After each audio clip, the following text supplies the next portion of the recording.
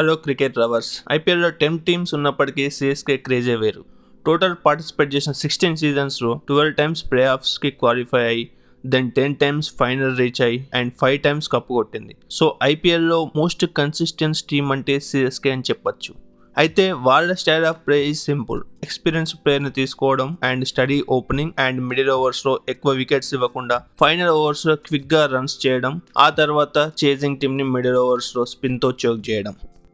అలా ఆడి 2010-2011లో back to back champions అయ్యారు. Then 2016-17లో ban తర్వాత సేమ్ అదే ఫార్ములా. అందరూ డాడ్స్ ఆర్మీ అని క్రిటిసైజ్ చేసినా కూడా సేమ్ ఎక్స్పీరియన్స్ పీపుల్తో కప్ కొట్టి స్ట్రాంగ్ కంబ్యాక్ ఇచ్చారు. ఆ తర్వాత 2021-2023లో కూడా కప్స్ కొట్టి 5 టైటిల్స్ గెలిచి ముంబై టీంతో ఈక్వల్ చేశారు. 2024లో రుతురాజ్ కెప్టెన్సీ ఇచ్చాక 5th ప్లేస్లో నిలిచి ప్లే ఆఫ్స్కి సెలెక్ట్ అవ్వలేదు. దెన్ లాస్ట్ ఇయర్ కొన్ని మ్యాచెస్ తర్వాత రుతురాజ్కి ఇంజూరీ అయి ధోని కెప్టెన్సీ చేసినా కానీ ఆడిన 14 మ్యాచెస్లో 4 మ్యాచెసే గెలిచి టేబుల్ లాస్ట్లో నిలిచింది. కరెంట్ T20 డైమెన్షన్స్కి సేమ్ ఓల్డ్ టెంప్లేట్ వర్కౌట్ అవ్వదని లాస్ట్ సీజన్ సగం అయ్యేసరికి టీమ్ మేనేజ్మెంట్కి అర్థమైంది. లాస్ట్ 2 years వాళ్ళ బిగ్గెస్ట్ ప్రాబ్లం వచ్చేసి అటాకింగ్ ఓపెనింగ్ రాకపోవడం అండ్ మిడిల్ ఓవర్స్లో ఈజీగా రన్స్ చేయకపోవడం. సో లాస్ట్ ఇయరే ఆయుష్ మాత్రే, బ్రీవిస్, ఉర్విల్ పటేల్ లాంటి యంగ్ ప్లేయర్స్ని తీసుకొని 2026కి రెడీ చేసింది. అండ్ ఇక యాక్షన్లో అయితే ప్రశాంత్ వీర్, కార్తిక్ శర్మ లాంటి 2 అన్క్యాప్డ్ ప్లేయర్స్ మీద 28.4 crores స్పెండ్ చేసింది. అండ్ బిగ్గెస్ట్ షాకింగ్ ఏంటంటే జడేజాని ట్రేడ్ చేయడం. ఆర్ఆర్కి శామ్ కర్రన్ అండ్ జడేజాని ఇచ్చి శాంసన్ని ట్రేడ్ చేసుకుంది. ఇదైతే ఫ్రాంచైజ్కి ఒక టాక్టికల్ మూవ్ అనే చెప్పొచ్చు. ధోని మ్యాక్స్ ఈ ఇయర్లో రిటైర్ అవ్వచ్చు. నెక్స్ట్ ఆ లెగసీని క్యారీ చేయాలంటే మంచి ఫాలోయింగ్ ఉండి ధోనిని రీప్లేస్ చేయాలి. సో ఇప్పుడున్న సిచ్యువేషన్లో శాంసంగ్ కంటే మంచి ఆప్షన్ లేదు. సో ఈ ఇయర్ టోటల్ స్క్వాడ్ ఎలా ఉంది and top order, middle order, lower middle order and bowlers ఎలా ఉన్నారు అండ్ ఇంపాక్ట్ ప్లేయర్తో కలిపి ప్రాబబుల్ ప్లేయింగ్ 12 ఎలా ఉండొచ్చు చూద్దాం.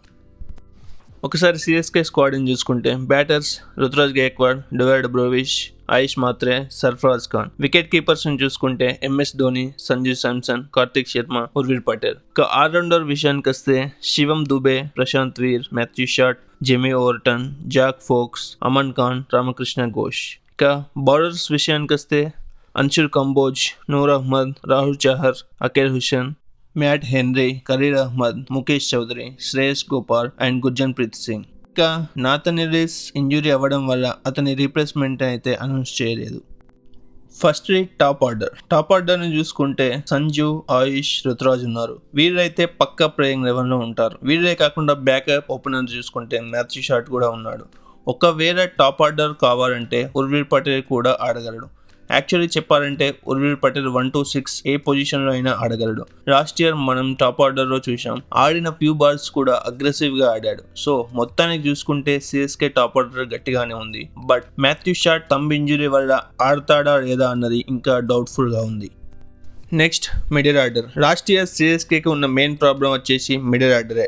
మిడిల్ ఆర్డర్లో ఉన్న ప్లేయర్స్ ఫామ్లో లేకపోవడం అండ్ 7 to 15 ఓవర్స్లో యాక్సిలరేట్ చేయకపోవడం వల్ల మోస్ట్ ఆఫ్ ద మ్యాచెస్ ఓడిపోయారు. సో ఆ ప్రాబ్లమ్ని లాస్ట్ ఇయరే చిన్నగా రెక్టిఫై చేసుకొని సీజన్ మిడిల్లో డువేల్డ్ బ్రూవిస్ అండ్ ఉర్విల్ పటేల్ని తీసుకున్నారు.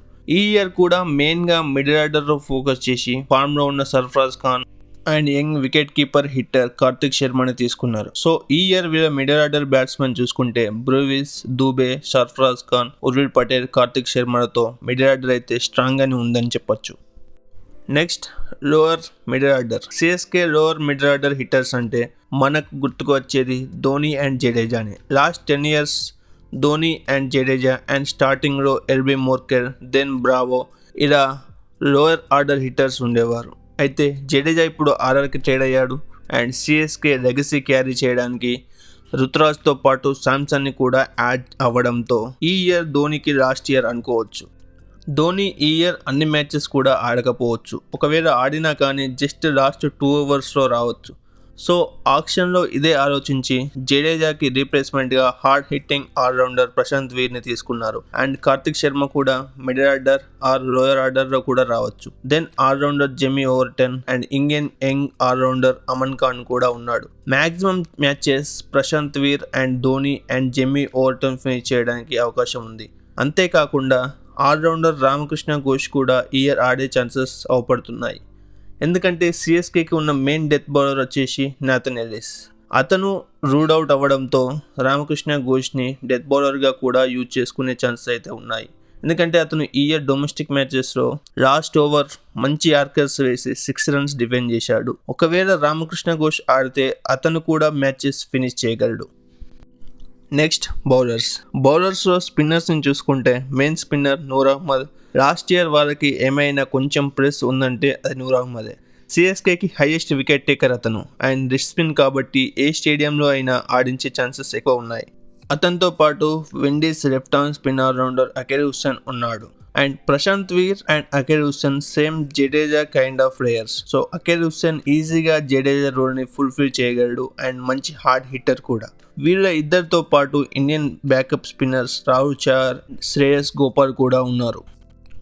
నెక్స్ట్ పేస్ బౌలర్స్ని చూసుకుంటే ఇండియా నుండి front line bowler Khaleel Ahmed and Anshul Kamboj, Mukesh Choudhary, Gurjapneet Singh, Ramakrishna Ghosh and foreign నుండి Matt Henry and Jack Foakes ఉన్నారు. సిఎస్కేలో మంచి పవర్ ప్లే స్పెషలిస్ట్ ఉన్నారని చెప్పొచ్చు. ఖలీల్ అహ్మద్, అన్షుల్, ముఖేష్, మ్యాట్ హెన్రీ అయితే పవర్ ప్లేలో టాప్ పర్ఫార్మర్స్ అని చెప్పొచ్చు. బట్ వీళ్ళ మెయిన్ కన్సర్న్ వచ్చేసి డెత్ బౌలింగ్. ఉన్న ఒక్క నాథన్ ఎల్లిస్ కూడా రూల్డ్ అవుట్ అవ్వడంతో డెత్ బౌలింగ్ కి ఎవరు రెస్పాన్సిబిలిటీ తీసుకుంటారు అనేది చూడాలి. అయితే ముందు చెప్పినట్టు రామకృష్ణ ఘోష్ ని డెత్ బౌలింగ్ కి తీసుకోవచ్చు. ఉన్న స్క్వాడ్లో ఇంకొంచెం వేరియేషన్స్తో డెత్ బౌలింగ్ వేయగలిగేది Zak Foulkes and Gurjapneet Singh. But ఎవరైనా మంచి డెత్ బౌలర్ని రీప్లేస్ చేస్తారా లేకపోతే వీళ్ళతోనే అడ్జస్ట్ చేసేస్తారా చూడాలి. ఇక ప్రో బౌల్ 12 చూసుకుంటే ఓపెనింగ్కి సంజు శాంసన్, ఆయుష్ మాత్రే, నెంబర్ 3లో రుతురాజ్, నెంబర్ 4లో డివైడ్ బ్రూయిష్, నెంబర్ 5లో దుబే, నెంబర్ 6లో కార్తిక్ శర్మ ఆర్ ఉర్విల్ పటేల్. ఆర్ ఫామ్ని చూసుకుంటే సర్ఫరాజ్ ఖాన్ని కూడా ఆడిపియచ్చు. దెన్ నెంబర్ 7లో Prashant Veer or Jamie Overton రావచ్చు. 8లో ధోని, నెంబర్ 9లో నూర్ అహ్మద్, 10లో ఖలీల్ అహ్మద్, 11లో మ్యాట్ హెన్రీ ఆడొచ్చు. అండ్ ఇంపాక్ట్ ప్లేయర్గా రామకృష్ణ ఘోష్ ఆర్ పిచ్ని బట్టి అకెల్ హుస్సేన్ అండ్ మేబీ బ్యాటింగ్లో ఇంపాక్ట్ ప్లేయర్ సర్ఫరాజ్ ఆడొచ్చు.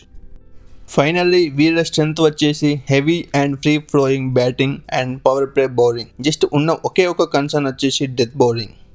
సో ఈ ఎనాలిసిస్ మీకు ఎలా అనిపించింది ఫ్రెండ్స్? అండ్ ప్రో బౌల్ 12లో మీరేమైనా చేంజెస్ ఎక్స్పెక్ట్ చేస్తే కామెంట్ చేయండి and like and subscribe to the channel.